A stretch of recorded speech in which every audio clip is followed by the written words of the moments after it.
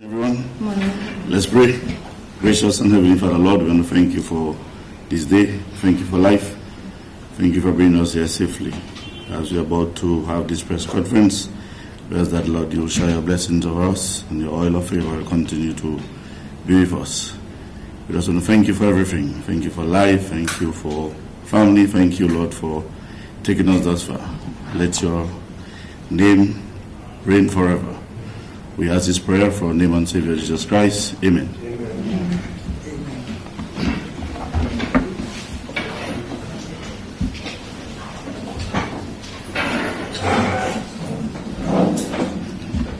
Let me acknowledge the presence of the Honorable Minister for National Security, the Acting Deputy Chief of Police, the Acting Assistant Commissioner for Police, both of them, Moses and Maxime, and the other officers of high rank, as well as the members of the public and the media.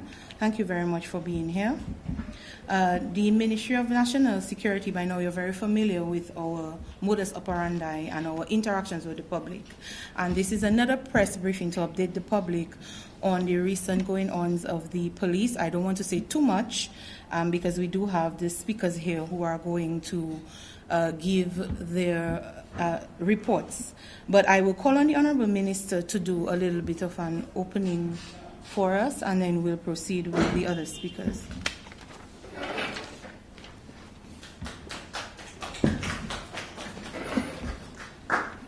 Thank you, Madam Permanent Secretary. Good morning, all. Good morning to the Deputy Commissioner of Police Acting, the Assistant Commissioner of Police, Mr. Maxime and Anthony Moses. I recognize all the high-ranking police officers there. Paul, I see Mr. Hill there, Mr. Timothy, and others. Members of the media fraternity, Dominicans listening and maybe viewing, I'm not sure. Good morning. Good morning. We're in the Creole Festival spirit, so there has to be a sense of more energy in the room. Let me again acknowledge the President and the Permanent Secretary and thank you very much for your support you have been giving to the Minister and the Ministry thus far. I want to take this opportunity firstly to recognize the effort of the police officers so far in trying to clean the streets of legal firearms. Let's put our hands together for them. I want to make some general comments this morning before you listen to the Deputy Commissioner of Police and the other officials within the police force, and to say to you that your government is committed to public safety and peace. And that's the mission of the Ministry of National Security and Legal Affairs, consistent with its policy direction and mandate. I want to give the public the assurance and to actually introduce the concept as a nation. And not only the concept, but it's the tradition of peace that we have enjoyed in this country. And we are known historically, regionally, and globally to be a peaceful country. And that is why the mission of the ministry, therefore, going forward, is to promote and to maintain that tradition and to promote and to maintain public safety and peace. Public safety and peace. And to say further, the incidents of gun violence that we have witnessed in the recent past, while they are cause for concern, and we should be concerned about those incidents, but we should also guard against the obsession of those events and incidents, because those incidents certainly do not define us as a people. And that is why your government, and with me as a minister for now, is steadfast in ensuring that the police force is provided with all the resources required in order to stop the escalation of gun violence in this country. Therefore, going forward, I am declaring that gun violence is the number one concern and threat to our peace and our tradition. And therefore, it is my obligation as the minister and duty as a Dominican to ensure that the police is equipped with the personnel, the resources to go after and to jam the brakes quite hard on all the players involved in the syndicate of gun violence in this country once and for all, and to maintain that tradition of peace that we are known for globally. As we traverse into the Kyoto Festival, and we invite people throughout the world to come to the number one destination to enjoy themselves. We have a very impressive lineup. It is important for all of us to play our part to maintain that peace. Let me just take the opportunity, therefore, to call on all of us to take a very serious view of gun violence. And a number of people have been calling on the minister and the government to do more to address gun violence and gun crimes in this country. And when a more serious approach is being taken to stop the incidents of gun violence, the same people who have been calling for more to be done, they're calling me and messaging me and asking me a question. Who is in Dominica? What purpose are they in Dominica for? Let me just say, therefore, that this unserious and hypocritical approach will not assist us in assisting the police to do their work. Let me just say, whereas the public right to know is important, but the public does not have the right to know every aspect of national security issues in the country. When that happens, we compromise the operations of the police force and thereby putting lives and innocent lives at risk. Let me just reiterate, the public does not have a right to know every aspect of national security of the country. And the minister, as a minister, I have an obligation to the public safety, the public interest, and the national interest of the country. And there are certain things I cannot and will not share with the public. And therefore, if we are serious, and that is why going forward, Madam Pierce, we shall be going to the point where seminars will be actually organized for training for media personnel as to how do you go about reporting matters of crime and national security issues. It is very critical because you too have a right to inform the public, but fundamentally, you have a responsibility to the public interest and to your country. I believe that I need to say that and make it fundamentally clear that this unserious approach and this double standard that some of us practice and seeking to undermine and obstruct police operation, when you have double standard, the consequences you face will double. Let me just make it clear. My vocation is to law and order. That is how I want to live public life.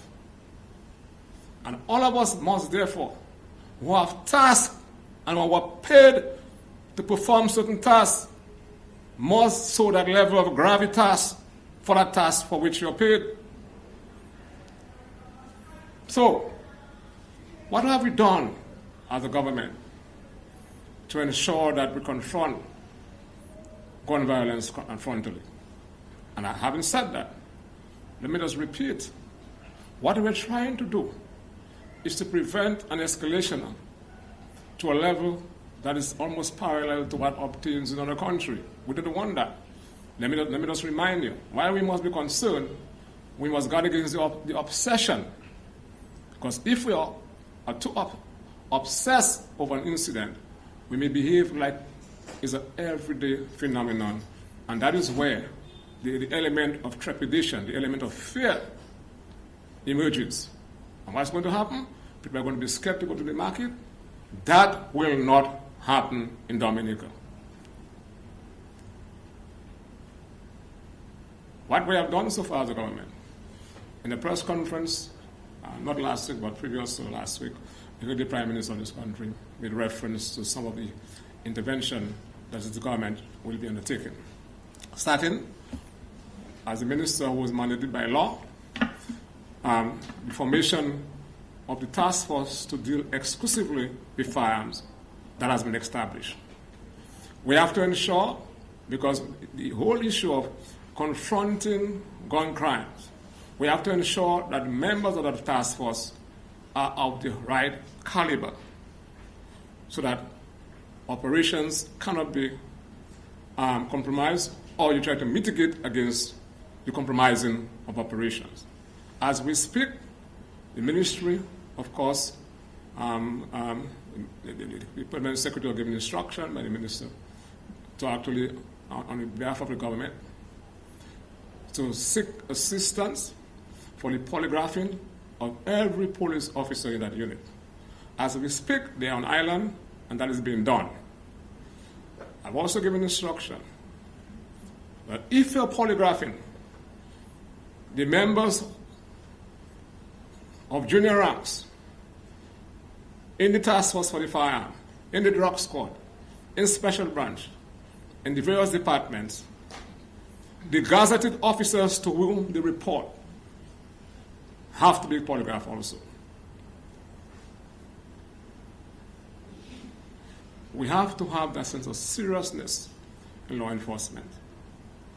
So we're hoping, and I want to thank our regional partners and international partners for assisting us to providing the professionals who are on island doing the various tests, and because that's critical going forward.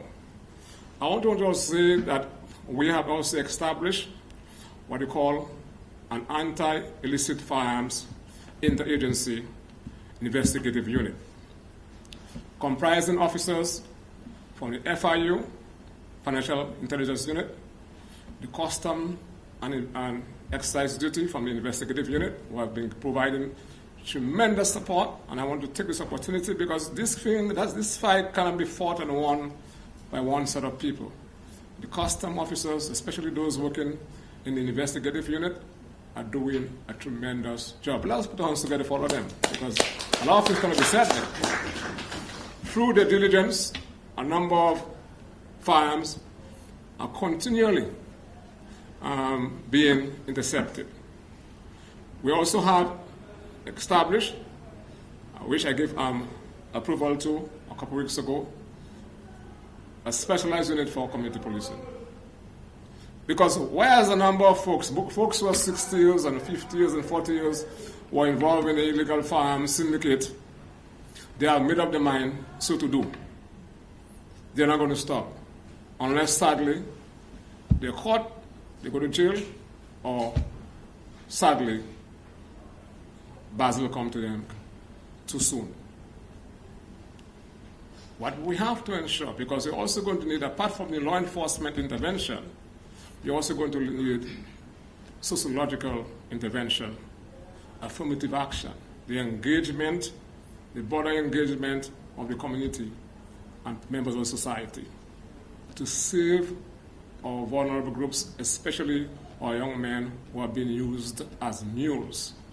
And I am happy that the community policing unit has been going out and partnering with various agencies and individuals with expertise on the public and the private sector. There should be a national outlook, and I'm calling on the churches, the homes, on all the agencies of socialization to partake in that endeavor, because it cannot be fought by law enforcement intervention only. But fundamentally, the threat has to be confronted, And that is why we're providing the police force with the resources to go after the men and women involved and to actually apprehend those who are responsible. Also, I cannot give details of granular details, of the training, but in the recent past, tremendous training have been provided to our police officers in various forms of firearms investigation. They are now better equipped to investigate and to trace aspects relative to illegal possession and trafficking of firearms.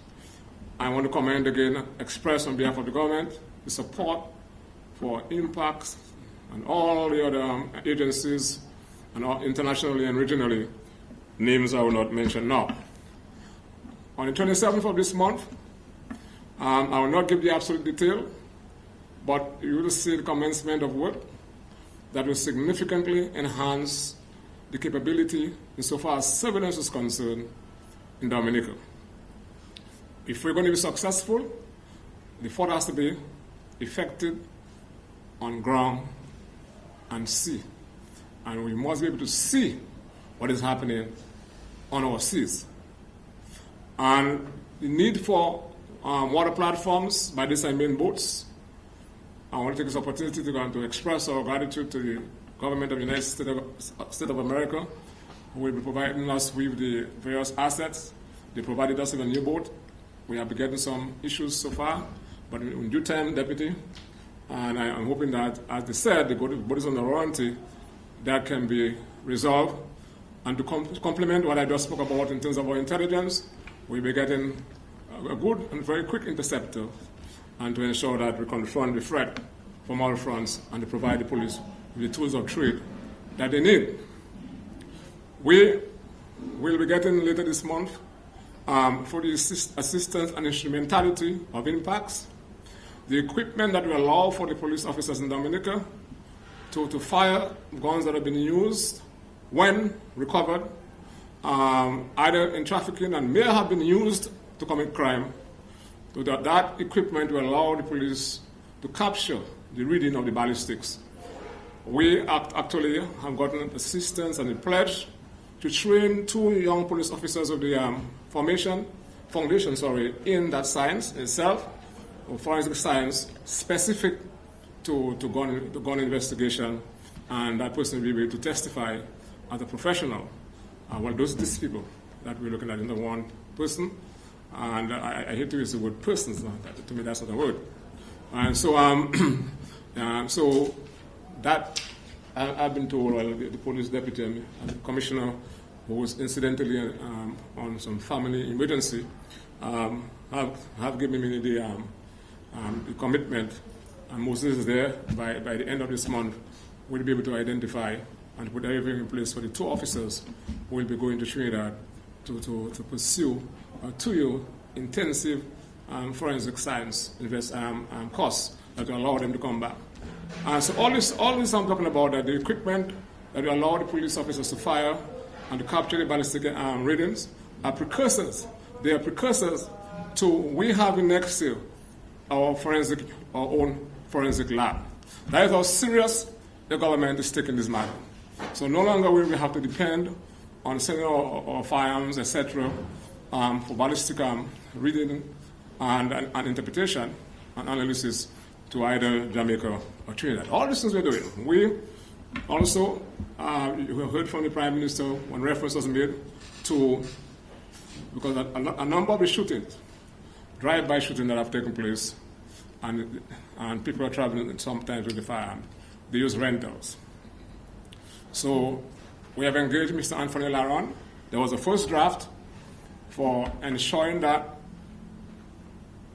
the rentals, the tint, what they call dockers, is of a particular percentage that will allow the police to see all the occupants on the vehicle. All the occupants on the vehicle.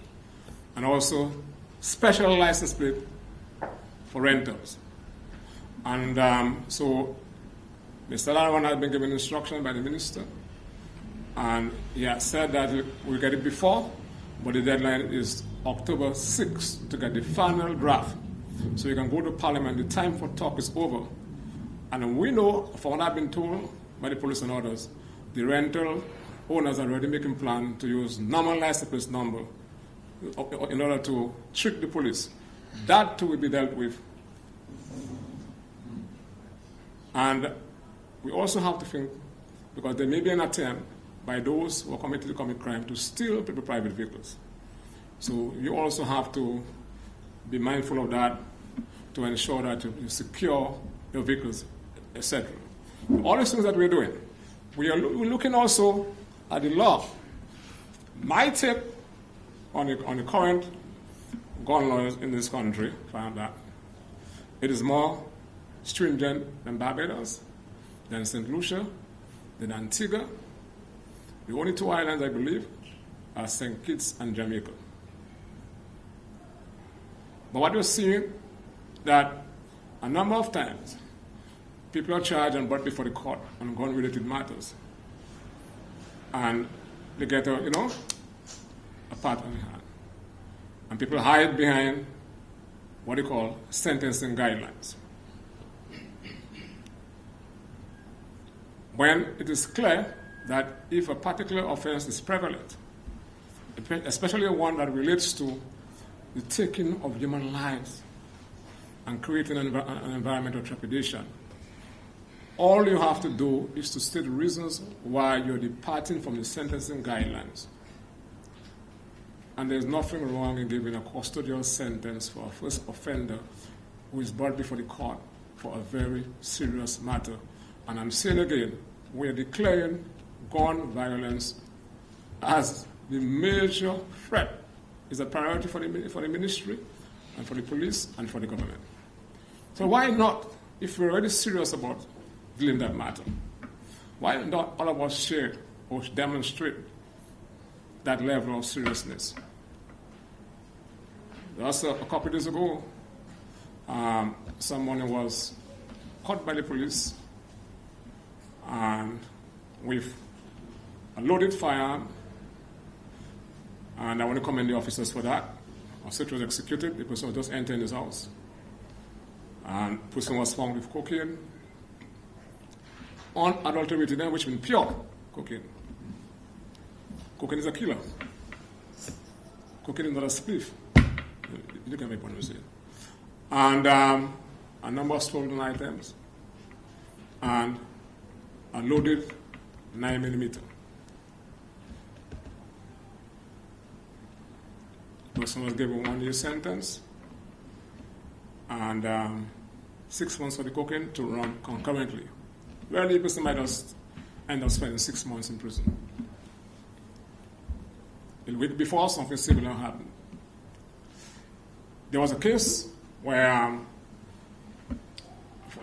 it was the first offense of that individual, and the magistrate then, who realizes that he is part of the society.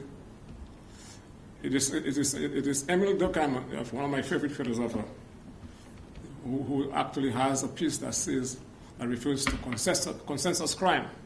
It simply means when there is a common understanding within society that a particular crime is very serious or one is not serious. And there's consensus between all of us that shooting a man, killing a man or a woman, having a gun, loaded, when there was a gun amnesty program, is a very serious crime. It's not so. So there's also debate as to some people, the person was found with a number of ammunition. But if you have ammunition, a number of ammunition, and the police did not find a gun, especially if you have different type of ammunition for 9mm, for M16, etc., the police did not get it. It means that they may have the gun somewhere hidden. Do you get my point? No, so the facts of the matter is very important. The magistrate departed from the sentencing guidelines and stated reason.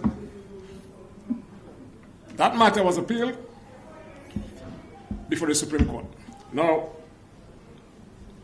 when a matter is taken before the magistrate court, And let us suppose the person is given a custodial sentence, and the person appeals.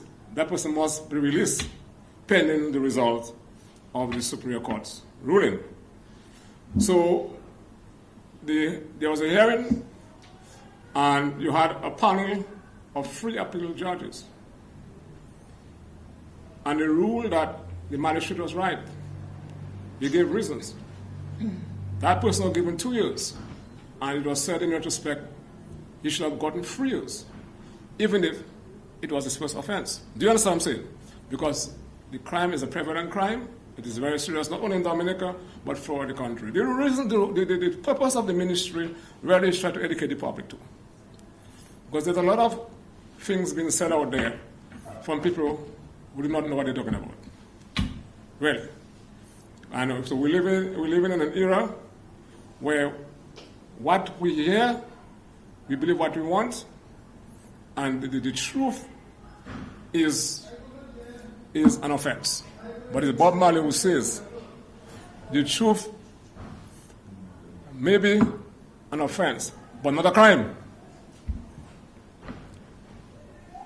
And that's, so all of us, I'm saying that for us to have a sense of seriousness, because not only the police and the government, but all of us have a role to play, and all of us who have roles to play, who are assigned with tasks, especially those of us who have been paid for that task, must demonstrate that level of gravitas. We have a gun amnesty program.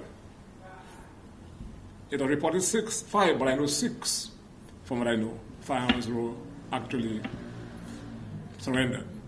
All these things that we're doing and giving people the chance and the choice. Now it's time for action. We have been talking a lot. We're providing the police with additional mobility vehicles. And I want to say again that every time I go to the Prime Minister and ask him for resources for the police, he always approves. So, Mr. Deputy, I also spoke to the Commissioner, and we're hoping, not hoping, the vehicles are on the way. They have left the last time I checked, they were actually in Dominican Republic. So by the 9th of October, we're going to have 10 additional vehicles. Now, I've asked for more, and the Prime Minister has so approved. That'll take some more time. But let me just place on the record that the police must treat the vehicles the same way they treat in their private vehicles. And I've already mandated the Permanent Secretary that there has to be accountability for the use of state resources. That if you're not a assigned driver to a police vehicle and you take the vehicle and you damage it, you have to pay for the damage. And all accidents of police vehicles need to be reported.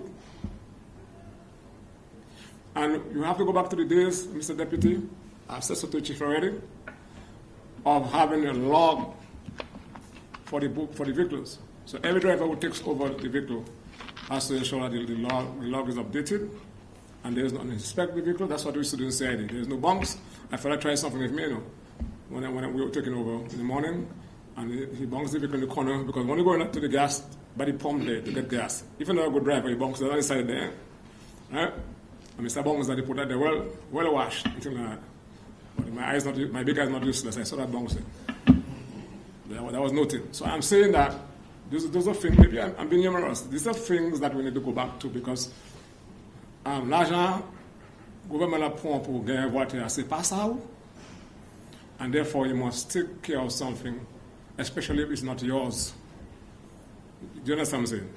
So we provide the resources. Sorry for being frank, but that nonsense of national government because have to stop.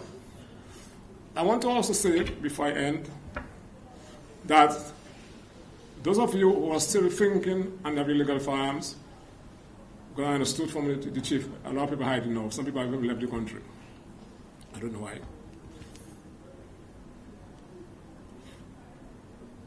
Well, yesterday, something very wonderful happened. When someone called the police, and the person apparently was scared to come to the police to give the police the gun and the ammunition. 9mm is a serious gun, eh? But the police was called on a number that was unknown, and it was directed where to go to find the ammunition and the gun. And the police went that exact place and also the community, and the police was able to get the gun and the ammunition. And let us put our hands together for that. I feel we need more citizens like that. So that is why it's important to keep the pressure. And so those of you who are thinking and still scared, you can do what was done yesterday. As I close, I want to just go back to the commencement of my presentation here this morning, when I said that Dominica has been defined by a tradition of peace, and that we should guard against the obsession over those incidents of bad moments. And then when somebody's shot or a marshal person is dead, that's an incident of a bad moment for all of us. But let us not get too obsessed over that, because that is not what we are. And I'm saying that when we look at the crime statistics, all right, crime, and we isolate the issue of the gun-related matters.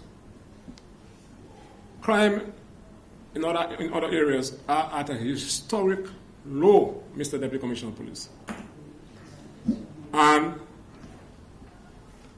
rape,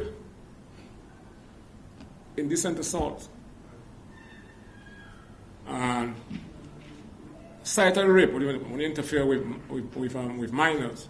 And anybody who does that should not only go to jail, but whatever used to violate the life of a young child, a girl, should be hold it back. Right? That too is done. Burglary, which of course was the most committed crime. In the early 90s and late 90s, averaging 1,003, 1,004. Last year was 273. This year so far, only 94. Let us think about it, 94. The city of Roseau, or the Roseau catchment area, namely Foncolé, Roseau Central, Goodwill. Historically, these are the areas where you have the most burglaries in Dominica. Historic lows. So far, 94. That's the lowest in the region. It's the lowest it has been in the history of Dominica since not only in independence, since the days of Mr. late great, may so rest in peace, he will live down, when he was Chief Minister and Premier. I'm saying that as an indication as to what defines us as a people. Peace. So let us not make these incidents, these three incidents of gun violence define us. We can do much better than that. But if we don't act as we're doing now, we run the risk of having something similar to what obtains in other countries. That's what I wanted to say. And to say to you, the members of the public, my apologies, but the public does not have a right to know every aspect of national security. And I have a responsibility to ensure that that remains so. If we do that, if we talk about everything that the police is going to do, it doesn't make sense to have national security, that doesn't make sense to have police. So let us all work together, cooperate with the police, and let us strive to continue to promote Dominica as the most peaceful part on earth. Again, the mission of the ministry and your government is one of public safety and peace, and anyone or any group who intend by way of their manifest behavior to disrupt that peace will be dealt with frontally. I thank you very much.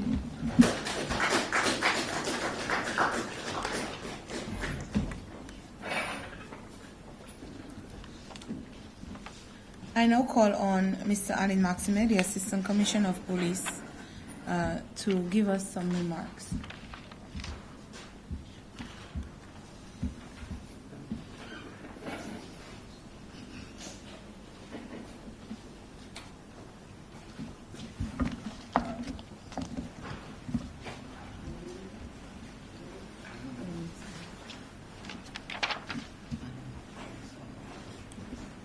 The Honorable Reuben Blackmore, Minister of National Security and Legal Affairs, Ms. Joan Commodore, Permanent Secretary, Ministry of Legal Affairs, Ministry of National Security and Legal Affairs, Mr. Jeffrey James, Deputy Chief of Police, Acting, other gazetted officers, rank and file of the Commonwealth of Dominica Police Force, members of the media, the listening public.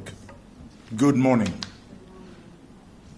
The Commonwealth of Dominica Police Force has a mandate to rid the streets of illicit guns and ammunition. Members of the Commonwealth of Dominica Police Force, with the support from the regional security system, have been engaged in exercises island-wide. To date, we have recovered 5 firearms and a sum of money which was seized for the purpose of investigations.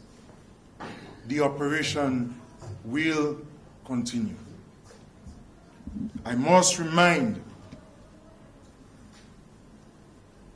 you that it is an offense to have any unlicensed firearm, any illegal firearm in your possession. The Commonwealth of Dominica Police Force is not going to tolerate and will not tolerate any person who has in his or her possession a firearm without the prescribed license. We will not spare the police force, members of the police force will not spare any effort in finding those persons and dealing with them in keeping with the provisions of the law. To ensure the continued tranquility of this, our island, we are open to any assistance to help us meet our objectives. We are therefore appealing to the citizenry, the churches, local groups, clubs, all civic-minded people to provide any information which will assist in the removal of these illegal weapons from our streets. I often say that there is no smart bullet. So all of us, it is a responsibility of all of us to join our efforts in getting rid of the illegal firearms which are on our streets. It would be remiss of me to not thank the officers who have been toiling to ensure that Dominica remains safe and peaceful. Officers, let's keep pushing. We will achieve our goal. To those with illegal firearms, be assured that we will not relent in our efforts. Thank you.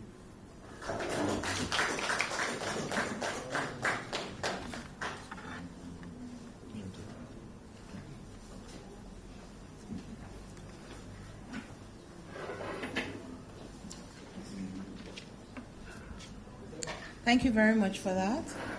I will now call on the Acting Deputy Chief of Police, Mr. Jeffrey James, to give a report.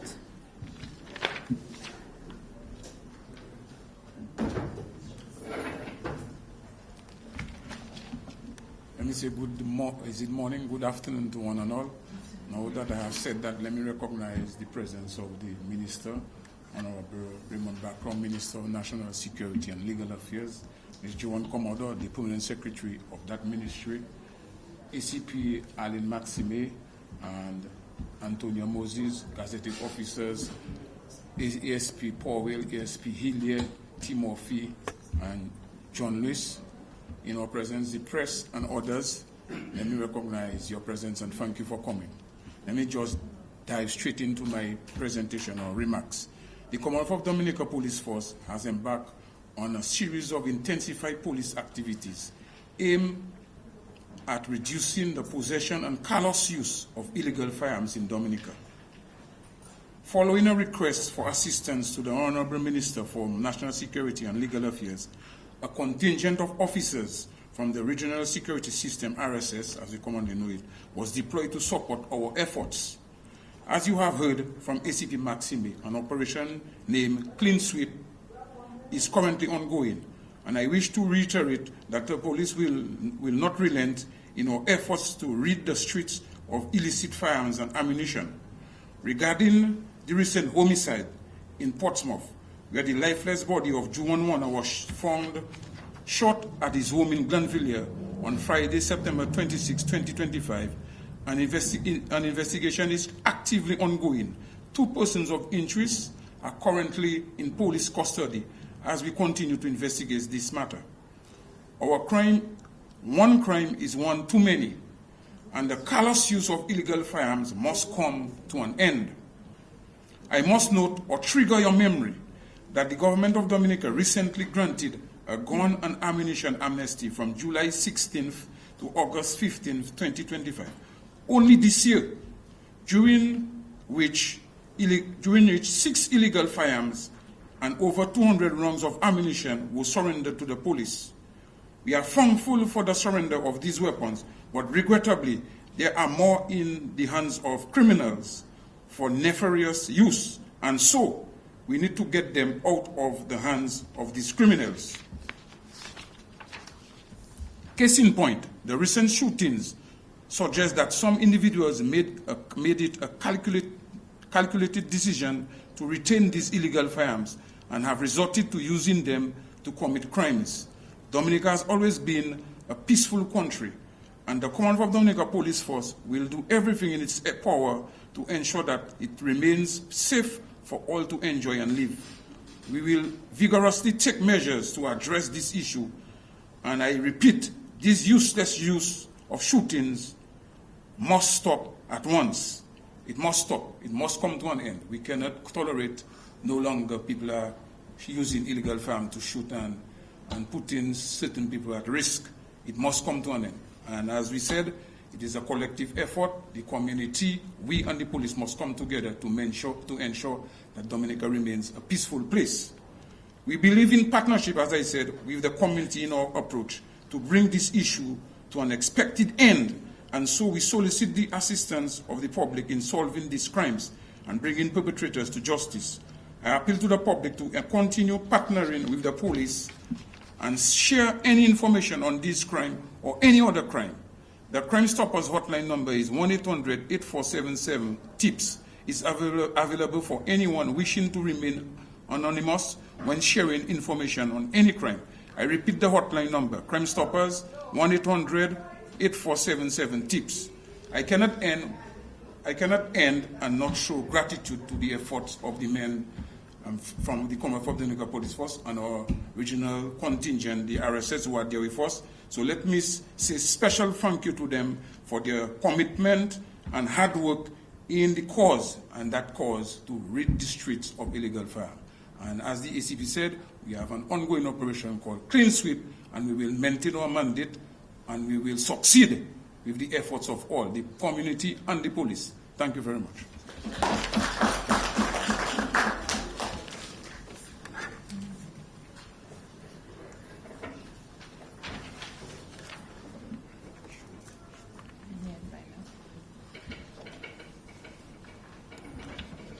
Okay, I would now like to direct the attention of the press. JJ, will you lead?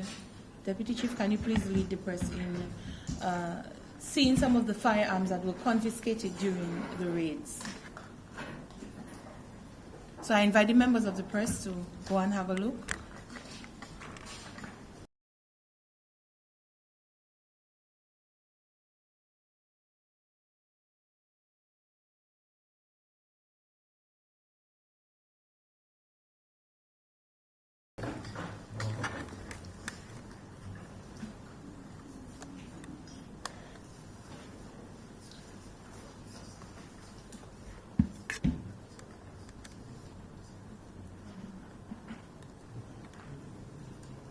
Deputy, maybe you want to lead them in a small briefing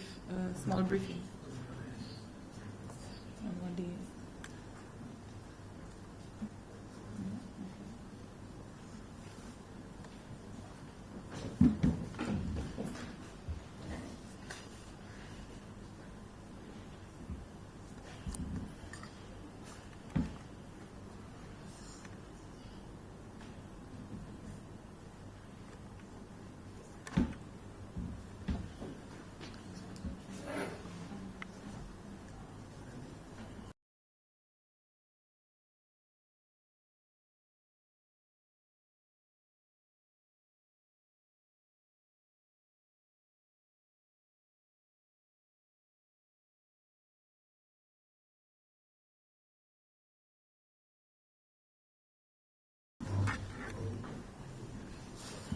Question Sure, yes, to go the ahead. Minister of National Security. Mr. Blackmore, any updates on the CCTV cameras within the city or under the cliff to start with? Any idea? Somebody will start. Because I would imagine these will help in helping. Sorry, I'm one of those, as a minister, there are certain things I do not talk about publicly for a number of reasons. Actually,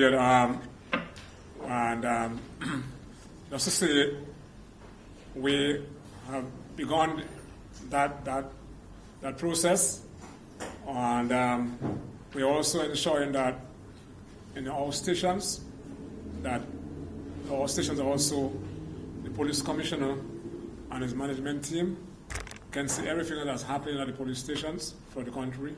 How many stations we have done so far? 3.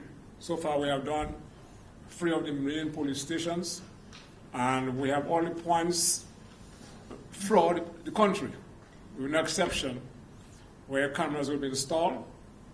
And our expectation is to have that done before the independence, but we have to ensure we get the best cameras for that, with the competence to capture everything in color, the day and night. So yes, but I did not speak about that particular intervention. Yes. And the body cameras for the police in the future? Body cameras for the police. Now, going forward, I mean, that is something that we have to explore also. I believe if you have body cameras for the police, it provides transparency for both the police and the public. And, so that is something that is, of course, is worthy of being explored. What we're doing now is ensuring that our streets are properly monitored, and our stations are properly monitored. And yes, but that is a futuristic, but also a very important thing to think about. And step by step, getting there. To see further the issue of driving on an influence of alcohol. That is something that we have to ensure that, because there's nothing in the law that prevents the police now. If somebody is suspected for driving drunk, you can bring the person to the nearest police station or the nearest clinic to get a sample of the person urine, the person blood. The law says that. But we're also working now to look at the laws, because the issue of drunk driving also causes lives. Not only illegal firearm causes lives. So we have to look at all the issue of public safety that need to be addressed going forward. And I believe the camera will be a useful tool. But yes, we're working on that. And don't ask me what they're going to be. Maybe you might see them, but I'm not going to say where they're going to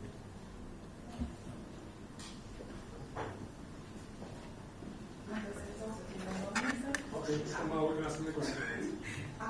in the year, in July, when the Prime Minister waged war against violence in Dominica, we set up the 7-point plan, and we highlighted some of the measures that have already taken steps, such as the tinting of the vehicles. One of the two of the measures I'd like to inquire about is the hotline, the confidentiality hotline, where $1,000 will be granted for calling in and placing the tips of anyone. I'd like to find out thus far, 2 months later, have you all yielded any success from that hotline, as well as the Minister, you spoke about the slap on the wrist for people who commit those crimes. You also heard about the engagement of a special prosecutor here in Dominica. I'd like to find out an update on that, Okay. Fair question. As I said, you're from Mao, you're from my area in Mao, so you can ask me any question you want, no problem. So the issue about, let me start with the last question, what is so significant, of the engagement of a special prosecutor to deal specifically with gun-related matters. Yes, we have finalized the, in terms of reference space for that, we have done that, and we have identified the person who's going through the, in terms of reference and the contractual terms, in terms of how much is actually would like to be paid, and that has to be negotiated between himself and the permanent secretary. That has been done also. So yes, that has been done.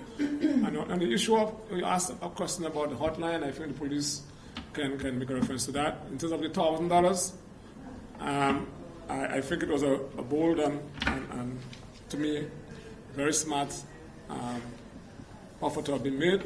But I heard people, the same folks who were talking about, we need to address the matter, saying, but my life does not worth $1,000, it's more than $1,000. You see, that's how unserious we are. So it is still there, and you can utilize it. And the issue about the hotline, as I said yesterday, somebody called and said that I have a gun, but I afraid to give it to you because I get to you, go to arrest me. You understand? And the person who did not disclose what number they're calling from, and the person said, go to place the gun there with the ammunition, and the person was advised to remove the magazine from the gun and to disengage it to make it safe. And the police went there and found a high-powered handgun, one shot to kill you, if it takes in the right place. So that was, the person used the hotline also. So in terms of the detail, I'm not a police officer. I am not involved in the granular detail of the operation of the police force. So as to how effective the hotline is, I think maybe the deputy or one of them can reference to that.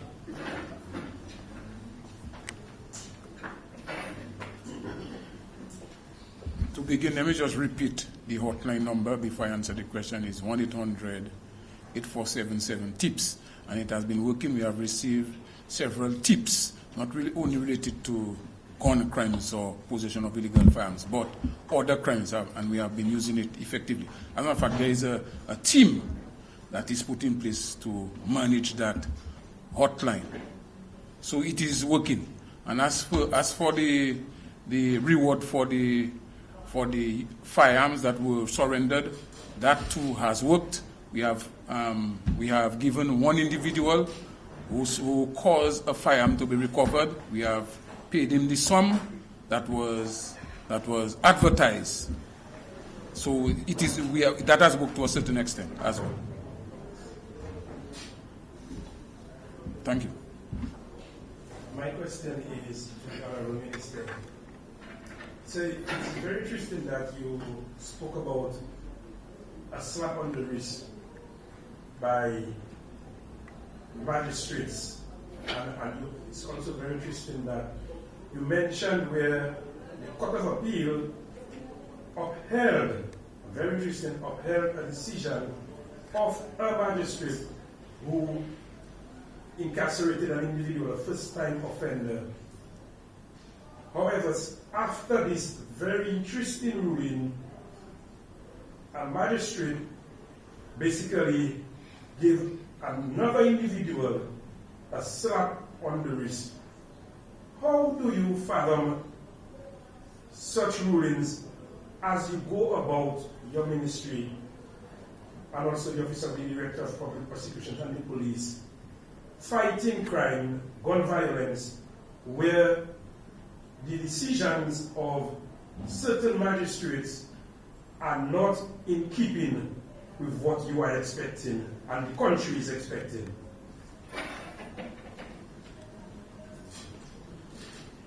Very interesting that you use the word fathom.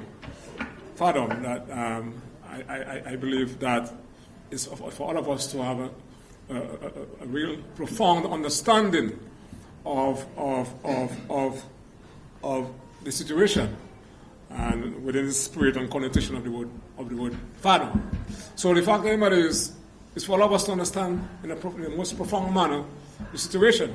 But I'm not there to cast aspersion over the magistrate court or the court. I believe it's for us to have an appreciation of the society that we live in, and that what makes sentencing relevant is that the sentence must suit the crime, and it must serve as a deterrent to potential offenders. So it's up to the individual magistrate to look within his or herself to have an understanding as to what is at stake. So the only reason I made reference to that was to bring out there that all of us have a role to play. And I hold fundamentally, and in my appreciation and understanding as to how the law operates and the interplay that exists between the law and social organization, to which, of course, the court belongs, but the court has a fundamental core obligation to society. And therefore, the sentences that you lay down will determine the kind of society that you create, and all of us have to live in the society we create. You understand what I'm talking about? So I think it's something that calls for a more profound, as you use the word, fathom, profound understanding as to what is at stake. Did that my point? And that is why the ministry will continue to do what it has to do, because just last week, through the instrumentality of UNDP, we organized what we call a case management 2-day training program with all the magistrates and the judicial officers and everybody working in the court. And fundamental to case management is the involvement of the judge and the magistrate from the time a matter is filed to the conclusion of the matter. So you will have an understanding of the matter and the potential problems that may emerge, and how can you resolve this problem that I have identified. So we will provide all this training, but ultimately, the person sitting on the bench has control of the court, not scaring the Prime Minister or the Minister. We can talk about it as citizens, as the Minister. I can talk about it, but without casting aspersion. What I'm saying is a situation that calls for setting aside. There's no room for any element of indifference or cowardice. That's the way I want to put it. Thank you.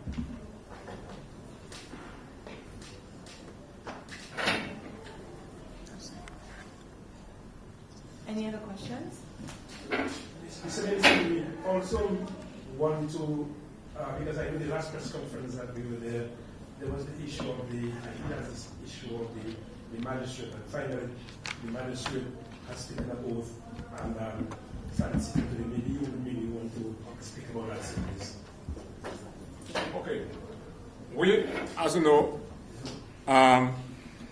as part of some of the action government is taking and will continue to take is the engagement of additional magistrates.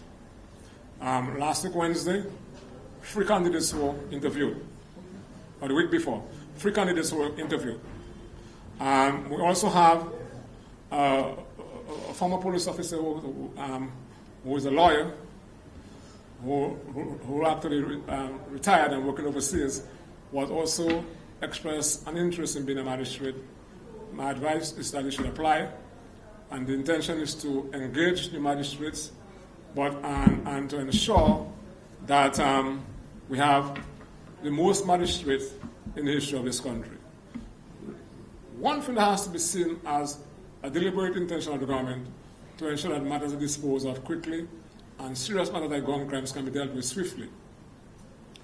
We have 6 independent courts at the magistrate court. It means that 6 courts can operate independently.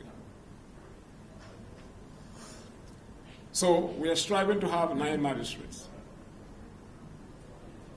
And we have started the night court, and I want to take the opportunity to commend the magistrate for being there. I've been to the night court 3 times up to last night. I left there after 8, and the magistrate and the clerk and the officers were there doing the work.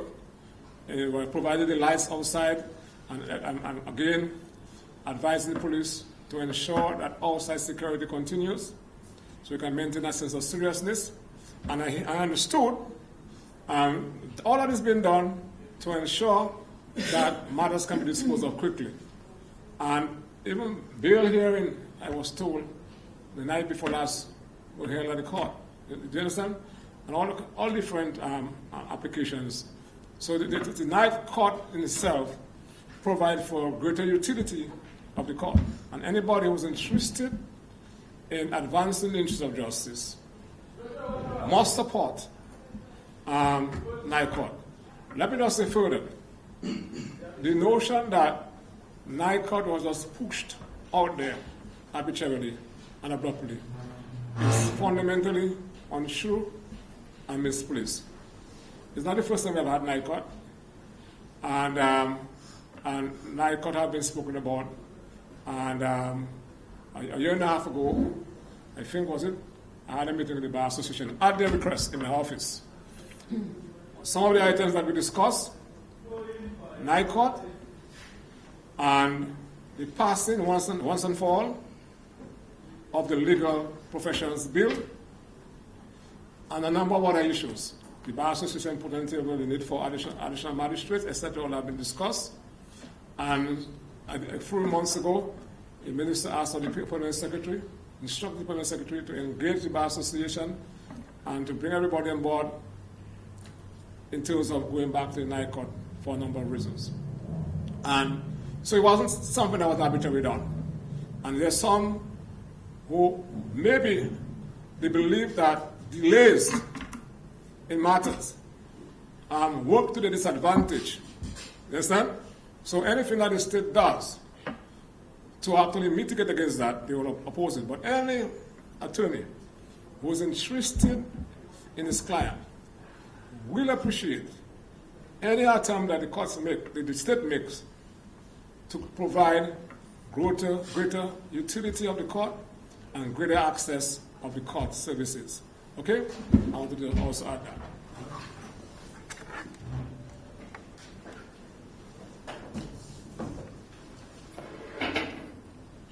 Any other questions?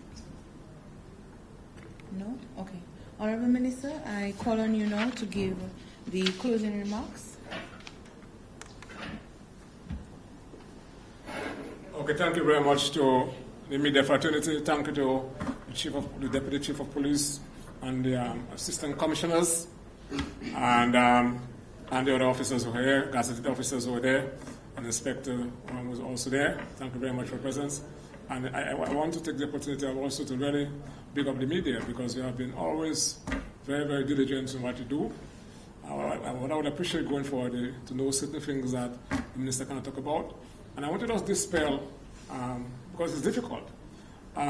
Because I'm going to believe that social media platforms, they are good. But I also believe that it has gotten to a point where social media actually has surpassed our intellectual capacity to an extent, because the kind of things we put on social media, and the intention of social media is very good to allow for better relationship to be forged. I mean, socially and within the business and community, irrespective as to how far you are from each other or the business space. But we use it to put things that are not true. To dispel that, I did not see it fit at the time when the request was made to bring in additional support for the police. Not because that the police is weak, but I cannot detail what the police submitted to me that they wanted to do, and the additional resources that they needed. I mean, the ministry, on the instruction of the made the request for additional support almost over 4 weeks now. but I was not going to say it to the public. And of course, the Prime Minister the Prime Minister has to be advised, and you have to get the Prime Minister clearance. But the notion that it was done without the knowledge of the Minister, the police, it's another attempt to cause discord and to shift focus on the issue that is important. It was a submission, or when the Minister made to the police chief, the police should make a submission, requirement. I have in my possession a letter from the Commissioner of Police, so requested, and I had a discussion with the head of RSS, and of course instructed the Permanent Secretary to write on their behalf for such support. So that's how we operate. But I was not going to discuss that in the public. But I believe at the time that it was not useful to what the intention of the operation. And I believe that in itself, the hoopla that was created and the selling out that was created will inevitably hurt subsequent operations. And I want to say also there's a number of times we have had foreign troops on our soil in operation, and it had to be done, You know what I'm saying? And I was saying that the media has to understand that, and also the public has to understand that the right to know sometimes has to be balanced against national security and public interest. So I was not going to do it, and I was still, I can ask the PS and the police, I was still not inclined to have done it today, and to be quite honest with you, because my focus is to do everything possible to get the folks who are messing up our peace, and to say that, I wanted to say that finally as a police. So thank you very much for being here. All of us have a role to play in ensuring that we confront this threat to our peace. Gun violence is the priority focus of the ministry and the government insofar as the threat to our public peace and safety is concerned. Thank you very much, sir.